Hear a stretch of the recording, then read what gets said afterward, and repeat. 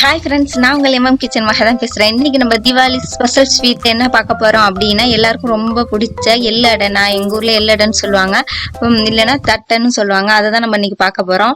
வாங்க வீடியோக்குள்ளே போகலாம். நான் 1 கப் அளவுக்கு அரிசி ஊற வச்சு எடுத்து வச்சுருந்தேன். அதை வந்து நான் அரைச்சிக்கிட்டேன். தோசை மாவில் கிரைண்டரில் போட்டு நல்லா அரைச்சி நேவாக அரைச்சி எடுத்துக்கோங்க. அரைக்கும் போது அதோட கொஞ்சமாக 1 ஸ்பூன் அளவுக்கு பெருஞ்சீரகம் போட்டு அரைச்சி எடுத்துக்கோங்க. இந்தமாரி அரைச்சி எடுத்துக்கணும்.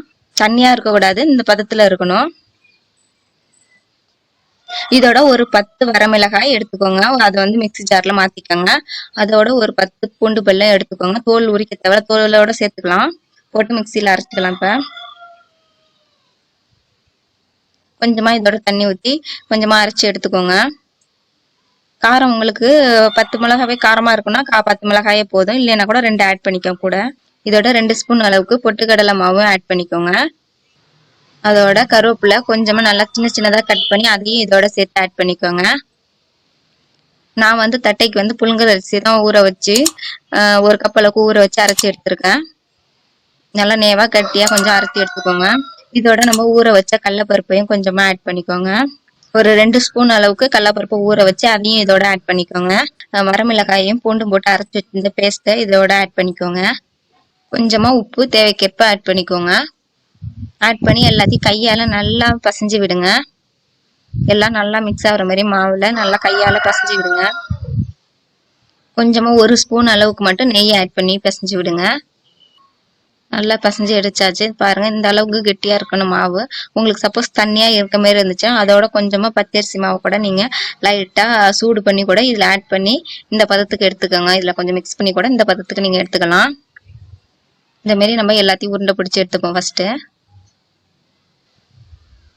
பாருங்க, எல்லாமே நம்ம உருண்டை பிடிச்சாச்சு. இந்த மாரி இப்ப நம்ம அதை தட்டி போட்டுடலாம் எண்ணெயில. இந்த மாரி ஒரு பாலித்தீன் கவர் இருந்துச்சுன்னா நம்ம அதுல கூட போட்டுடலாம் தட்டி, இல்ல கையிலே தட்டி போறதாலும் போட்டுக்கலாம். இந்த மாதிரி நான் கவர்ல தட்டி போடும்போது ஷேப்பா இருக்கும், அதனாலதான்.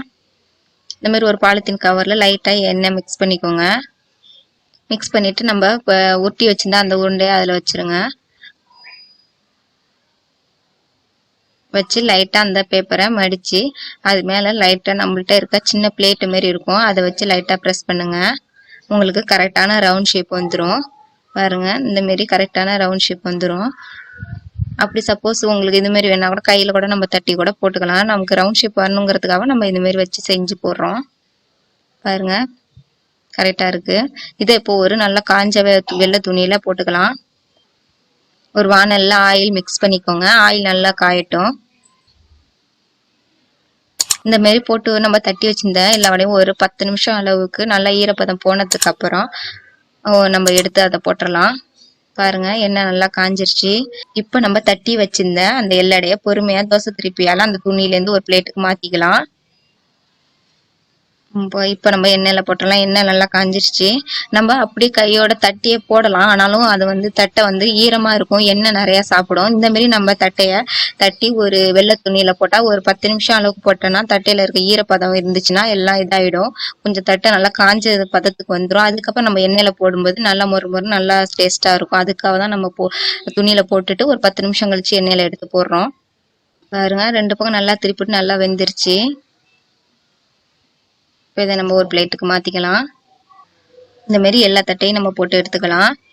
பாருங்க, போட்டு எடுத்தாச்சு. எல்லாமே எவ்வளவு சூப்பரா இருக்கு பாருங்க. நல்லா சூப்பராகவும் நல்லா டேஸ்டாகவும் இருக்கும். நல்லா மொறுன்னு நல்லா டேஸ்டா இருக்கும் சாப்பிட்றதுக்கு. நம்ம பொட்டுக்கடலை மாவெல்லாம் ஆட் பண்ணியிருக்கிறதுனால நல்லா டேஸ்டாகவும் மொறுன்னு இருக்கும் சாப்பிட. பாருங்க, பார்க்கவே எவ்வளவு சூப்பரா இருக்குன்னு. கண்டிப்பா செஞ்சு பாருங்க, உங்களுக்கு பிடிக்கும். இந்த சேனல் உங்களுக்கு பிடிச்சிருந்தா லைக் பண்ணுங்க, ஷேர் பண்ணுங்க. மறந்துடாம எம்எம் கிச்சன் பை மகாவுக்கு சப்ஸ்கிரைப் பண்ணுங்க. நன்றி, வணக்கம்.